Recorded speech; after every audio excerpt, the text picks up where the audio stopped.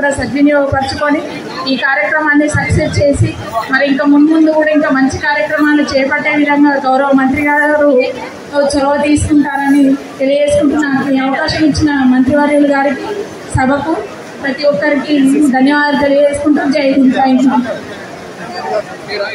జిల్లా కలెక్టర్ గారు మను చౌదరి గారు.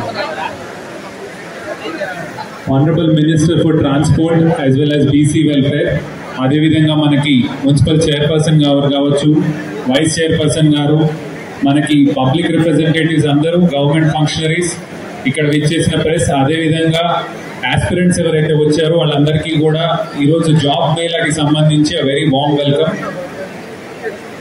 మనకి సంబంధించినంత వరకు this is a golden opportunity. ఎందుకు అంటే ఒక సింగిల్ ప్లేస్ లో ఇన్ని కంపెనీస్ పెట్టడము, అదేవిధంగా ఆస్పిరెంట్స్ స్కిల్ సెట్స్ బట్టి, వాళ్ళ క్వాలిఫికేషన్స్ బట్టి, వాళ్ళ నైపుణ్యత బట్టి వాళ్ళకి ఏ జాబ్ కావాలి అనేది వాళ్ళు సెలెక్ట్ చేసుకునే విధంగా, అదేవిధంగా కంపెనీస్ కూడా కావాల్సిన క్యాండిడేట్స్ ని సెలెక్ట్ చేసుకునే విధంగా ఒక మంచి కోఆర్డినేటెడ్ ఎఫర్ట్ అనేది from the department of youth నుంచి వీ హ్యావ్ టేకెన్ అప్. ఇందులో మనకి ఆల్రెడీ ఈ రోజు ఈ హాలే కాకుండా పక్కన కూడా కంటిన్యూస్ గా ప్రాసెస్ నడుస్తూ ఉంది. సో దీనికి సంబంధించి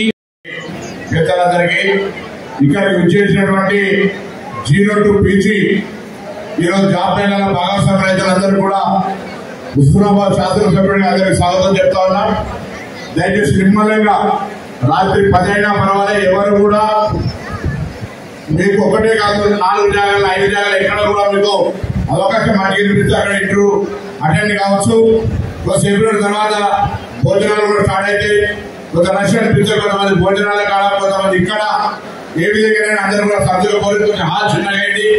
ఇంత ఎక్కువ శాతం అవసరాన్ని అనుకోలేదు కాబట్టి మళ్ళీ తదుపరి పెట్టే షాప్గా మార్కెట్ చేయడానికి ఇంకెక్కడో పెద్ద స్థలంలో పెడదాం. దాని ప్రకారంగా ఇప్పుడున్న దాంట్లో కొంత అడ్జస్ట్ చేసుకోమని మీ అందరూ హృదయపూర్వకంగా కోరుతా ఉన్నారు. తెలంగాణ రాష్ట్ర ప్రభుత్వ యువజన సర్వీసుల శాఖ నుంచి ఏర్పాటు చేసే ఈ జాబ్ మేళాలో 0 నుంచి PG వరకు నిరుద్యోగులైన వాళ్ళందరూ హుస్నాబాద్ నియోజకవర్గంలో ఉన్నటువంటి వాళ్ళు ఆన్లైన్ లో అప్లై చేసుకున్న వాళ్ళు దాదాపు 6,000 మంది ఉన్నారు.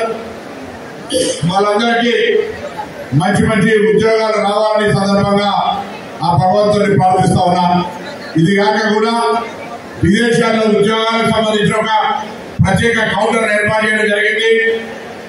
అనేకమైనటువంటి అవకాశాలు నర్సింగ్ చదువుకున్నటువంటి వాళ్ళు కావచ్చు, కన్స్ట్రక్షన్ సంబంధించి కావచ్చు, మెకానికల్ సంబంధించి కావచ్చు, అనేక రకాలుగా అక్కడ ఉద్యోగాలు 2 లక్షల ఉద్యోగ జీతం దొరికే విధంగా ఇండియన్ మనీ లోపల అవకాశాలు ఉన్నాయి. దాన్ని కూడా ఒకసారి ఇండియన్ అందరూ కూడా చూడండి. దాన్ని జిల్లా కలెక్టర్ గారు కోరుతా ఉన్నా, అదేవిధంగా కాంప్లెక్స్ ఆఫీసర్ కూడా కోరుతా ఉన్నా. వాళ్ళను మండల వారిగా ఇటువంటి ఏర్పాటు చేసినట్లయితే ఈ గ్రామీణ ప్రాంతం లోపల గిరిజనులు లేదా పేదలు ఎక్కువ ఈ ప్రాంతం లోపల ఈ యొక్క విదేశీ విద్య ఉద్యోగాల అవకాశాన్ని కూడా ఒక పెద్ద అవకాశంగా కల్పించాలని సందర్భంగా కోరుతూ, మరి మదన్ మోహన్ గారి మిత్రుడు ఇక్కడ పడినటువంటి నిర్వాహకులందరూ కూడా హృదయపూర్వకంగా ధన్యవాదాలు.